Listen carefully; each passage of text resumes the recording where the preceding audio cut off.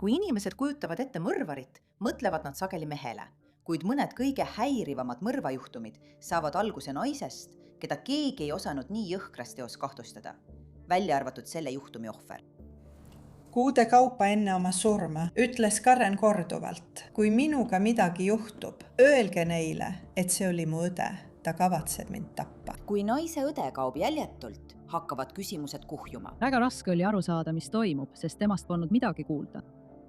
Nad helistavad, nii et külasta nüüd, kui saad. Aga mõnele neist küsimustes leitakse vastus, kui detektiivid teevad õõvastava avastuse.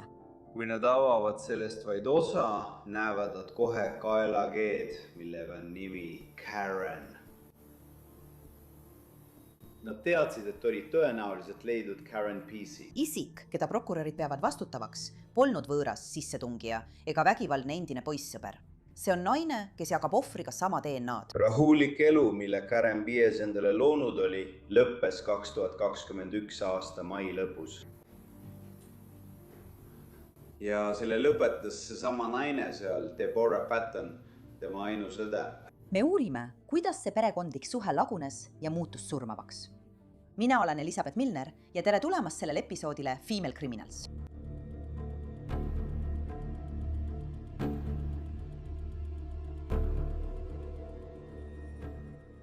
Carrollwood, Florida. Seal kohtume selle nädala naiskurjategijaga Deborah Pies Pattoniga. Deborah sündis 1953 aasta septembris ja väidetavalt on ta suure osa oma elust veetnud Carrollwoodis ja selle ümbruses. Ka tema perekond jäi sinna aastateks, sealhulgas Deborah õde Karen Pies. Karen on Deborah noorem ja ainus õde, kuid neile, kes Karenit kõige paremini tundsid, oli ta palju enam. Ta oli lojaalne, helde ja sügavalt ühendunud inimestele, keda ta armastas. Ta uskus, et perekonda tuleb toetada ükskõik, mis ka ei juhtuks. Kareni ja Deborahi suhe oli aastate jooksul väidetavalt pingeline. Kuid umbes 2010. aasta paiku lubab Karen Deborahil kolida enda juurde oma 2 magamistoaga koju Carrollwoodis. Aga koos elamine ei paranda nende suhet imeväel. Nad olid endised võõrdunud, isegi kui elasid sama katuse all.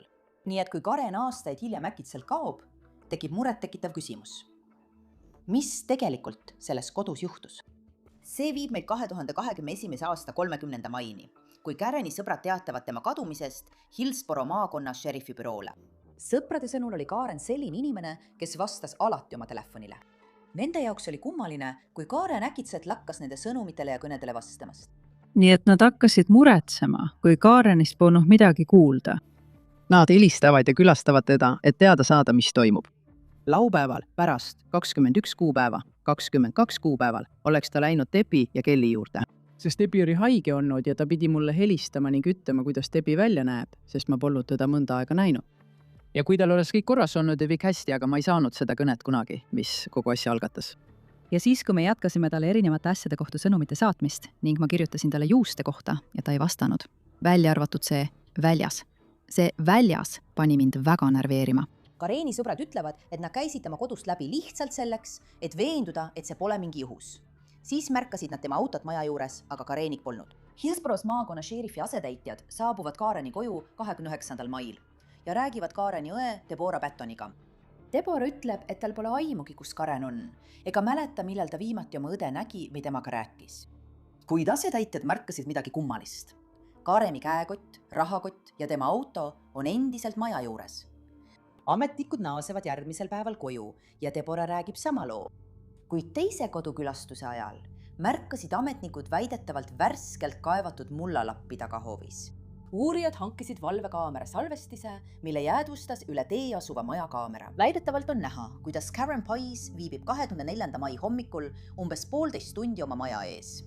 Pärast seda pole teda enam kunagi valvekaamera salvestisel nähtud. Kuid valvekaamera salvestisel märgatakse veel üht inimest. Kareni õde Deborah Patton. Ajavahemikul 24. maist, mil Karenit viimati üle tee asuva maja valvekaamerast nähti, kuni 29. maini, mil šerifi asetäitjad esimest korda maja juurde saabusid, on väidetavalt näha Deborat valvekaamera salvestisel viimas mitut suurt musta prügikotti prügikasti. Samuti on ta jäädvustatud oma koeraga jalutamas. 2 korral on teda nähtud lahkumas ja tagasi tulemas Kareni autoga. Detektiivid küsitlevad Deborat 30. mail 2021. Ta ütleb neile, et kuigi nad õega elasid umbes 10 aastat koos, ei räägi ega suhtle nad omavahel eriti. Ta avaldab, et tal oli hiljuti Kareniga isiklik probleem, kuid detektiivide sõnul ei soovi ta juhtunut täpsustada. Uurijad saavad Kareni kodu läbiotsimisluba. Nende tähelepanu pöördub tagasi selle värskelt kaevatud mullelapi juurde. Nii hakkavad nad kaevama. 2 jala sügavusel leiavad nad midagi, mis on mähitud mustadesse prügikottidesse ja riidesse, mis on seotud koormakummide ja hõbeteibiga. Seal on teatavasti eriline lõhr, mis jääb õhku rippuma. See kinnitab nende kõige hullemad kahtlused. Prügikottidesse mähituna on laip. Kohtuarstibüroo andmetel on kaela ümber kuldne kaelakee, millel on kiri Karen. Ametnikud kinnitavad hiljem, et tegemist on Karen Piesi surnukehaga. Pea meeles, et ainus teine inimene, keda valvekaamera salvestas pärast 24. maid majas sisse ja välja minemas, on Kareni õde Deborah Patton. Uurijad arreteerivad Deborah. Esialgu on süüdistus vaid surnukeha väärkohtlemises, mis on 2. astme raske kuritegu. See jääb nii, kuni kohtuarst viib läbi Kareni lahkamise. Hillsborough maakonna peakohtuarst kinnitab, et Karen suri rinnal asuvast kuulilaskest saadud vigastusse ning tema büroo tunnistab Kareni surma tapmiseks. Deborah Pattonile esitatakse nüüd täiendav süüdistus 2. astme mõrvas tulirelvaga. Huvitav on see, et arreteerimisraportis ei mainita motiivi, mis võis viia Deborah Pattoni selleni, et ta väidetavalt tappis oma õe ja mattis tema surnukeha oma tagaaeda. Deborah Patton viiakse Hillsborough maakonna vanglasse ja tema kautsjoniks määratakse üle $250,000. Aga uudis Deborah Pattoni arreteerimisest ei šokeeri kedagi Karen Piesi lähedaste seast. Karen Piesi sõprade sõnul oli Kareni ja Deborah suhe palju enamat kui lihtsalt võõrandumine. Nad ütlevad, et enne oma surma ütles Karen Pies asju, mis nüüd tunduvad süngete hoiatustena. Ta ütles oma sõpradele, kui te leiate mu surnuna, siis tegi seda Deborah. Seda avaldas Karen Piesi kauaaegne sõber Kathy Wincoop 2021 aastal Tampa Bay Timesile. Nende raporti kohaselt julgustasid Karen Piesi sõbrad teda Deborah Pattonit välja viskama, kuid Karen väitis, et ta ei saa seda teha, sest Deborah on tema pere. Nii et hoolimata nende pingetest elasid nad koos edasi. Kuid Deborah Pattoni juhtum ei jõudnud aastail vandekohtu ette. Aastatel 2022 kuni 2024 leitakse, et Deborah Patton ei ole suuteline kohtuprotsessil osalema ning ta jääb ravile riikliku psühhiaatria haiglasse. Kuid 25 aasta veebruariks otsustab kohtunik, et Deborah Patton on suuteline kohtuprotsessil osalema ning tema vandekohtuprotsess on kavandatud 2026 aasta algusesse. 13. jaanuaril 2026 algavad avakõned. Siin on Hillsborough maakonna abiprokurör John Terry. Karen Pies elas lihtsat elu vaikses naabruskonnas Carrollwoodi kogukonnas. Ta oli pensionil, endine insener ettevõttest Verizon. Tal oli väike lähedaste sõprade ring ja talle meeldis aiandus, talle meeldis oma hoovis töötada, talle meeldis oma autot pesta. Naabrid ütlevad, et teda nähti sageli õues, tegelikult väga regulaarselt. Koht, kus ta elas, et saaksite üldpildi.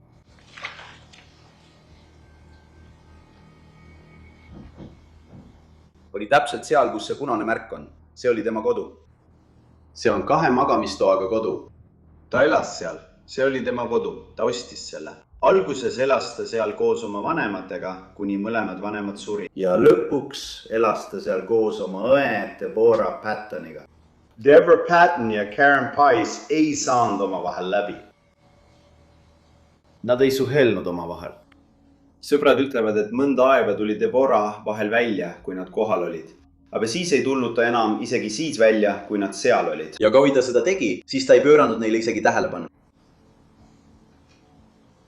Nad suutsid tajuda ja näha ning tunda pinget nende 2 õe vahel, kes elasid selles elukohas koos.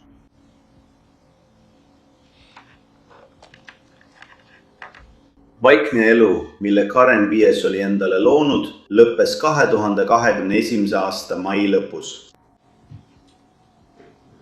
Ja selle lõpetas just see naine seal, Deborah Patton, tema ainus õde. Nad lähevad tagaaeda. Ja just seal näeb Debbie seda.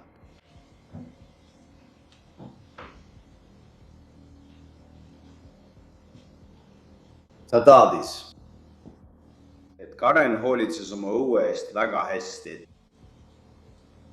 Ta taadis, et Karen oli just saanud sidrunipuu, istiku.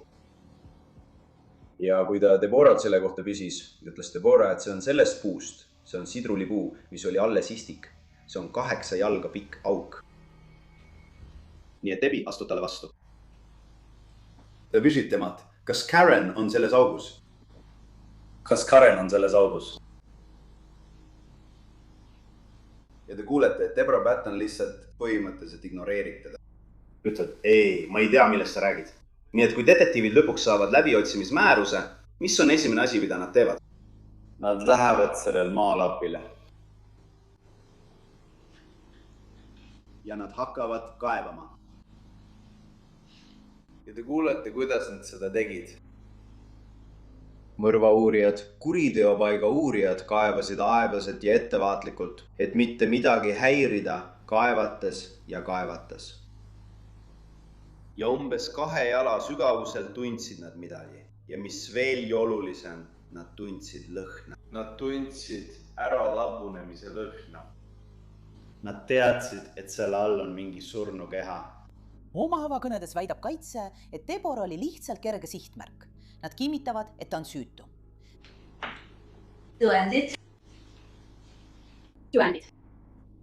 Ilma ühegi mõistliku kahtluseta.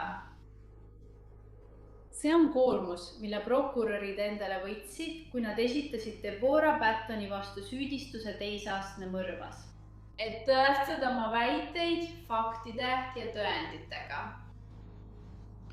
Ja Deborah Patton arreteeritakse, talle esitatakse süüdistus ja ta istub siin teie ees mitte sellepärast, et neil oleks tõendeid, et ta tappis Karen Peace'i.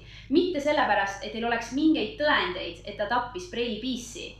Talle esitatakse teise astme mõrvasüüdistus mitte sellepärast, et neil oleks mingeid tõendeid selle kohta, mis juhtus, kui Karen Peace suri. Aga ta istub siin lihtsalt sellepärast, et neil polnud tol hetkel lihtsalt aimugi, mida muud teha.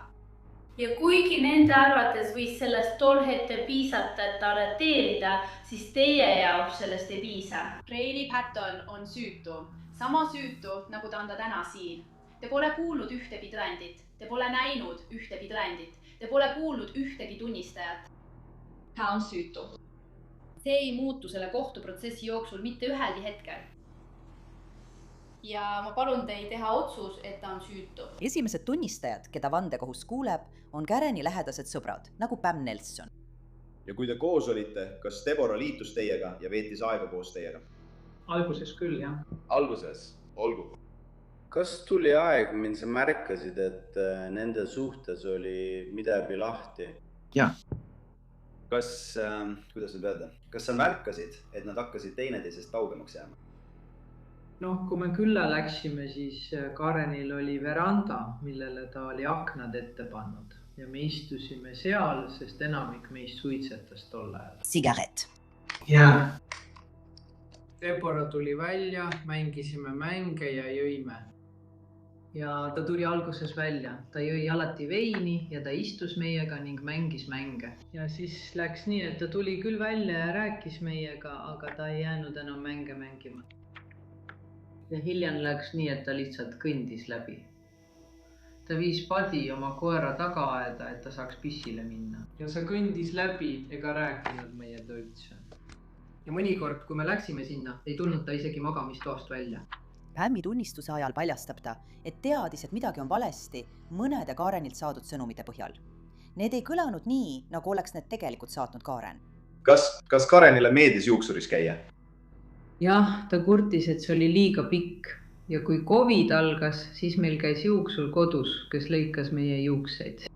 Nii et ma ütlesin talle, et ma kirjutan Lindale ja uurin ning panen aja kinni. Ja nii ma teebingi. Ja kas sul õnnestus aeg kinni panna?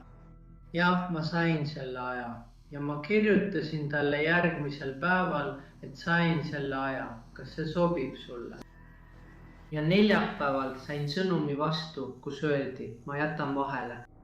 Kas see kõlas nagu midagi, mida Karen sulle ütleks? Karen ei andnud kunagi liiga lühikesi vastuseid. Tal oli alati põhjus, miks ta ei saanud tulla. Või tead küll, ta andis alati pika seletuse. Ja juuksuris käimine meeldis talle ja ta tahtis seda teha? Jah, ta oli oma juuste suhtes pirtsakas. Õige! Kas see tekitas sinus muret? Jah, see oli neljapäeval ja ma saatsin Kellile sõnumi, sest me polnud temast midagi kuulnud. Ta pidi minema Kelly ja Debbie juurde laupäeval pärast 21. või 22. kuupäeva. Ta pidi minema Debbie ja Kelly juurde, sest Debbie oli haige olnud. Ja ta pidi mulle helistama ja ütlema, kuidas Debbie välja näeb, sest ma polnud teda mõnda aega näinud. Nii kas tal on kõik korras ja nii edasi. Ja ma ei saanudki seda kõnet, mis kõik algatas. Ja siis, kui me jätkasime talle erinevate asjade kohta sõnumite saatmist ning ma kirjutasin talle juuste kohta, aga ta ei vastanud, välja arvatud, ma jätan vahele. Ja see, et ma jätan vahele, tegi mind väga närviliseks. Samal päeval kuuleb vandekohus ka Kareni sõbranna Deborah Vachoni ütlusi. Tema ütluste kohaselt oli Karen väga hoolikas aednik. Kõik oli alati korras. Nii et kui ta nägi suurt segipööratud mullalaiku, uskus ta, et pole võimalik, et Karen oleks seda teinud. Ja palju sa seda nägid, kas sa ütlesid midagi Deborah'le? Ja, ma ütlesin küll. Mida sa ütlesid? Ma ütlesin, mida ma mõtlesin ja see oli... Karen on CLC's, kas pole? Ja mida Deborah sulle ütles? Ta ei vastanud sõnadega. Ta surus huuled kokku ja liigutas pead kergelt edasi-tagasi. Okay. Ta lihtsalt surus huuled kokku ja tegi niimoodi. Hästi. Mida sa siis tegid? No, enne seda olin ma temalt küsinud, kus on Karen ja ta ei vastanud sellele tegelikult.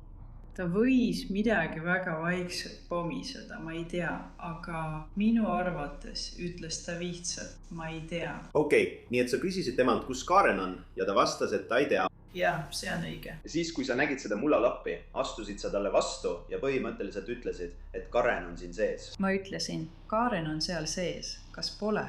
Okay. Ja ta lihtsalt ei reageerinud sulle eriti? Ei reageerinud. Pärast Kareni sõprade ütluste kuulamist kutsub prokuratuur tunnistama mitmeid Hillsborough maakonna šerifi büroo töötajaid, kes juhtumit uurisid.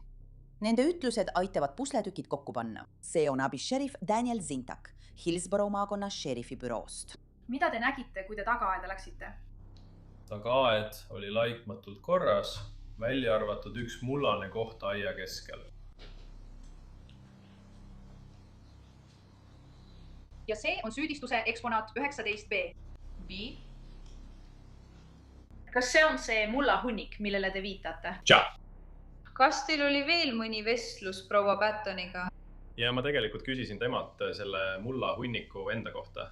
Kas ta andis teile mingit seletust, miks see mullahunnik seal oli?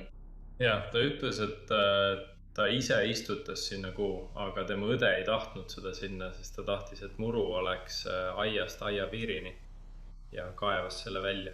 Kohtuarsti sõnul sai Karen kuulihaava rindkere paremale poole, kuid puudusid tõendid selle kohta, et relv oleks lastud lähedalt. See haav läbib rindkere paremal poolel lihased. Seejärel läheb see roiete vahelt läbi ja siseneb IT-sse. See läbib kopsu ja seejärel siseneb südamepauna, kus asub süda, ning see läbib nii südame kui ka kopsuarteri. Ja siis liigub see veelgi tahapoole selgroo suunas ning läbib selgroo. Ja see oleks umbes D8, D9 rindkere lülisamba piirkonnas. Ja siis läbib see seljaaju selles piirkonnas, selgroo ise, ning väljub seejärel selja kaudu. Eks, kas see siis, see oli laastav vigastus, siis tundub, et see tabas paljusid organeid. See tabas tähtsamaid organeid. Parempoolne kops varises kokku ja süda sai läbistatud, nii et süda sai vigastada ega suutnud enam korralikult verd pumbata. Kas see oli koheselt surmav vigastus? Sellise vigastuse korral on tavaliselt aega vaid sekundeid kuni minuteid. Lähedasest kontaktist ei olnud mingeid tõendeid. Tavaliselt, kui relvatoru puudutab nahka, jääb nahale relvatoru jäig. Või võib haava ümber olla tahma või püssirohu jääke. Ma ei suutnud näha püssirohtu ei särgil ega nahal ning ei olnud ka püssirohu täppe, mis oleksid püssirohu tükid, mis tabavad nahka ja põhjustavad väikseid marrastusi. Ma ei näinud seda ka, seega see ei olnud kontakthaav. Pärast seda tunnistust lõpetas prokuratuur oma tõendite esitamise. Nüüd on kaitsel võimalus vandekohtu ees oma seisukoht esitada. Kohtunik küsis Deborah Pattonilt, kas ta annab tunnistusi. Kohtunik arvas ilmselt, et kuuleb vastuseks ainult jah või ei. Kuid Deborah Pattonil on hoopis teistsugune vastus. Kas teil on olnud võimalus oma kaitsjatega rääkida ja neilt nõu saada? Mis on teie otsus? Ja mis see otsus on? Minu otsus praegu on mitte tunnistada, sest mul oli esitada ainult kuuldustel põhinevaid väiteid. Mul olid ainult teiste inimeste oletused teiste motiivide kohta, kes võisid seda teha. Aga seda ei uuritud korralikult, eks. Me ei pea sellesse kõigesse süvenema, nii et lihtsalt jah või ei, ma ei pea seda kõike teadma. Selleks on teine aeg ja koht. Aga las ma küsin, mul on veel üks küsimus. Kas keegi on sind sundinud või ähvardanud kuidagi selle otsuse tegemiseks? Keegi ei ole mind sundinud seda otsust tegema. Olgu. Ma lihtsalt ütlen seda. Kui oleks olnud võimalus seda konkreetset juhtumit algusest peale korralikult käsitleda, sellest oleks võinud palju tõendeid eemaldada. Ma saan aru, proua, kui te mäletate, olin mina see kohtunik, kes selle juhtumi kunagi alguses algatas, enne kui minust sai kriminaalkolleegiumi kohtunik. Ma olen kursis kõigi nende probleemidega, mille te tõstatasite ja ma saan sellest aru, aga need kuuluvad arutamisele teises kohas ja teisel ajal. Olen tänulik. Et läitsite aega minuga rääkida ja nendele küsimustele vastata. Lõpuks kaitse üldse ei esita oma juhtumi. Kaitse, võite oma kaitset esitama hakata. Aitäh, kaitse lõpetab siinkohal. Jään kõigi oma taotluste ja vastuväidete juurde. Aitäh, härrased ja prouad. Nii prokuratuur kui ka kaitse on nüüd oma juhtumid lõpetanud. Advokaadid esitavad nüüd mulle oma lõppsõnad. Selle juhtumi juures on tõesti huvitav see, et prokuratuur ei avalda tegelikku motiivi, miks Deborah tappis oma Käreni. Kuid nad usuvad, et on piisavalt tõendeid, et nimetada teda ainsaks kahtlusaluseks. Siin on Hillsborough maakonna abiprokurör Kelsey Day Cox, 2021 aasta 20. mail. See oli viimane päev, kui Pam ja Jan Kareni sõbrad nägid teda oma majas elusana. Siis järgmisel päeval, 21. mail 2021, oli see viimane kord, kui tema sõbranna Debbie Watchon nägi teda elusana. Nad hakkasid muretsema, kui nad ei kuulnud Karenist midagi. Ja siis 24. mail teame me, et see on viimane kord, kui valvekaamera salvestisel nähakse Karen Paisi elusana. Ta läheb tagasi oma koju ja ei tule sealt enam kunagi välja. Ma tahan, et te kõik märkaksite, mida Karen kannab. Te näete teda seismas oma garaažis, seljas lilla särk. Ta läheb ja hoolitseb oma muru eest, tal on seljas see lilla särk ja heledat värvi lühikesed püksid. Need on täpselt samad riideesemed, mis hiljem tema kehalt kogutakse. Samas videos näed sa, kuidas Karen kummardub ja hoolitseb oma muru eest. Sa kuulsid, et ta oli oma muru suhtes väga hoolikas. See oli talle väga omane. Ta töötas kogu aeg õues. Naabrid nägid teda. Ja selles videos näed sa isegi teda, kui ta kummardub ja hoolitseb oma muru eest. Ta lehvitab kindlasti, kui tema naabri käru mööda veereb.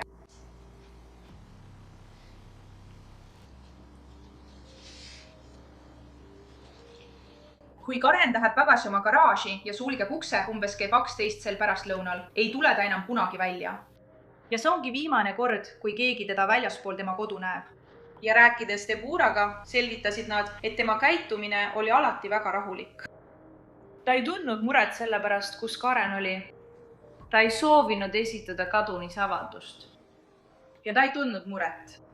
Deborah teadis täpselt, kus Karen sel hetkel oli, sest tema oli see, kes ta tappis ja sinna auku mattis. Et tõestada teise astme mõrva, peab Florida osariik tõendama, et esiteks on Karen Paez surnud. Seda me teame. Leiti tema surnukeha. Mõlemad pooled on kokku leppinud, et surnukeha kuulus Karen Paezile. Teiseks, surva põhjustas Deborah Pattoni kuritegu. Karen Paez sai kuuli rindu. Karen Paez sai kuuli rindu, kui ta oli oma kodus. Ainus teine inimene, kes sellesse majja sisenes ja sealt lahkus, oli Deborah Patton. Deborah Patton tulistas Karen Paezi rindu. Ja kolmandaks, Karen Paezi tapeti ebaseaduslikult teoga, mis oli teisele inimesele vahetult ohtlik ja näitas pahelist meelt ja täielikku hoolimatust inimelu suhtes. ülistades Karenit rindu, ei hoolinud Deborah sellest, kas Karen jääb ellu või sured. Ta üritas kõigist tõenditest lahti saada. Tal oli selleks piisavalt päevi. Ta viskas oma tulirelva minema, viskas Kareni mobiiltelefoni minema, mida kunagi ei leitud. Kindlasti koristas maja seespoolt põhjalikult ära. Ja ta arvas, et oli Kareni piisavalt ära peitnud, et keegi teda ei leiaks. Aga mida ta ei osanud oodata, oli see, kui armastatud Karen oma sõprade seas oli ja kui palju muret see tekitas, kui Karen nendega ühendust ei võtnud. Kuigi kaitse otsustas oma enda juhtumik mitte esitada, oli neil siiski viimane võimalus veenda vandekohtunikke, et nende klient on süütu. Siin on kaitseadvokaat Maria Tunker. Teie, vandekohtunikud, saate otsustada, mis on tõestatud, mis on olnud spekulatsioon ja mis on välja mõeldud. Kui te lähete tagasi nõupidamistuppa, on teil tegelikult 2 küsimust, millele peate vastama. Esiteks, kas Deborah Patton tulistas ja tappis oma õle Karen Pacey? Teiseks, millised olid selle tulistamise asjaolud? Ja sellega ma mõtlen, kas see oli teise astme mõrv.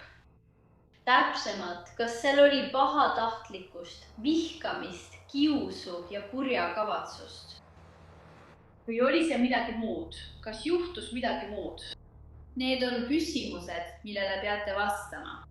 Nad andsid meile ka infot, öeldes, et Karen ja Deborah ei saanud omavahel läbi. Deborah Patton ei saanud läbi. Aga minu küsimus teile, vandekohtunikud, on, mida see tähendab? Nad ei saanud läbi. Kas nad lihtsalt ei meeldinud üksteisele? Kas see oli tüüpiline toapaaslaste tüli? Kas see oli peredraamast tingitud tüli? Mis täpselt toimus? Meil ei ole ühtegi neist andmetest. Meil on lihtsalt see, et nad ei saanud läbi. Süüdistus tahab jätta mulje, et juba see iseenesest annab kellelegi põhjuse teise astme mõrva toime panna. Ja neil ei ole vaja motiivi tõestada. Ma ei vihja, et nad seda teevad. Aga nad püüavad teile seda esitada kui põhjust, miks Deborah Patton oleks ainus, kes tahaks oma õde tappa. Lihtsalt kellegi mitte meeldimine või mitte läbisaamine on kauge sellest, et see oleks tõend väljaspool mõistlikku kahtlust, et keegi pani toime teise astme mõrva. Aga austatud kohus, ma tahaksin jagada midagi, mis on mind painanud sellest ajast saadik, kui Karen tapeti. Õnnistusena on see ainult lubatav kuuldusel põhinev ütlus. Aga see on kõik, mida ma kuulen Kareni oma peas ütlemas ja see on südantlõhestav. Kuude kaupa enne oma surma ütles Karen korduvalt. Kui minuga midagi juhtub, öelge neile, et see oli mu õde. Ta tapab mu ära. Korduvalt kuulsime selliseid väiteid. Mul oli raske uskuda, et midagi sellist võiks juhtuda. Me tegime ettepanekuid. Me ütlesime, viida ära, leia talle teine koht, isegi kui pead selle eest maksma. Koligi ise ära. Lahku. Veendu, et tema relv ei oleks laetud. Mitte midagi sellest ei juhtunud. Mida me oleksime veel sõpradena saanud teha, et päästa oma sõbra elu? Nii et minu meelest, kui ma ikka veel kuulen neid jahmatavaid sõnu, on Deborah Patton süüdi mitte teise, vaid esimese astme mõrvas, sest ta andis oma ohvrile teada, et kavatseb ta tappa. Kas tal on lootus tingimisi vabastusele? Ma tahan, et ta sureks vanglas. Ma tahan, et tal oleks õnnetu elu. Tema on teinud meie kõigi elu õnnetuks. Ta ei vääri mingit halastust. Kui tal oleks võimalus, viiks ta ilmselt täide ka teised ähvardused, mida ta on teistele pereliikmetele teinud. Seetõttu palun teilt lugupidavalt, et määraksite talle eluaegse vangistuse. Ma tahan, et ta sureks vanglas, teie ausus. Hoolimata Deborah Pattoni süüdimõistmisest on tal kohtule veel viimane sõnu. Teie ausus, aitäh. Ma seisan siin süütuna selles asjas. Ma kavatsen otsuse edasi kaevata. Ma annan samuti andeks kõik, mida ma just kuulsin ja ka selle, mis oli vale. Taivane isa, ma tean, et sina juhid seda olukorda täielikult. Ja kuigi ma saan aru, et otsus on tehtud ja sina hakkad karistust välja kuulutama, ma kavatsen selle vastu edasi võidelda. see on kõik, mis mul öelda on. Aga kohtunikul oli viimane sõna. Ma mäletan neid tõendeid. Ma mäletan seda juhtumit, kui see esimest korda kohtusse jõudis. See külm ja kalkuleeritud viis, kuidas sa selle kuriteo toime panid. Sa ütled, et seisad seal süütuna. Keegi teine ei nõustu sinuga ja mina kindlasti ei nõustu. Vandekohus kindlasti ei nõustu ja ühel päeval mõistetakse su üle kohut. Kui sa oled jumalakartlik inimene, siis peaksid sa praegu jumalat kartma, sest sinu kuritegu on see, et sa oled kurjus, mis meie seas kõnnib, on sind veenud selles, mida sa tegid. Kui ma vaatasin videot ja nägin, kuidas sa rahulikult vabida võtsid ja majja tagasi läksid, et oma õe kehamata, on see hoomamatu. Tema ei vaadanud videot. See ei ole sinu aeg rääkida, see on sinu aeg kuulata. Olgu, ma arvan, et sa võid arvata, et see on nali. Naudi oma ülejäänud elu, sest ma määran sulle eluaegse vangistuse. 25 aastat, mis on olnud kohustuslik. Kõik varem kantud aeg arvestatakse maha, aga sa veedad ülejäänud elu vanglas. Süüdi mõistetud, kuna see on juba tehtud. See on kõik, mis mul öelda. Deborah leidis oma karistuse naljak olevat, kuid Kareni sõbrad tundsid hoopis kergendust, teades, et õiglus on lõpuks jalule seatud. Deborah Patton kannab praegu oma eluaegset vanglakaristust Homesteadi parandusasutuses Homesteadis, Floridas. Aitäh, et liitusite minuga sellel episoodil. Mina olen Elizabeth Milner ja kohtume teiega siin jälle järgmisel nädalal uue naiskurjategijaga.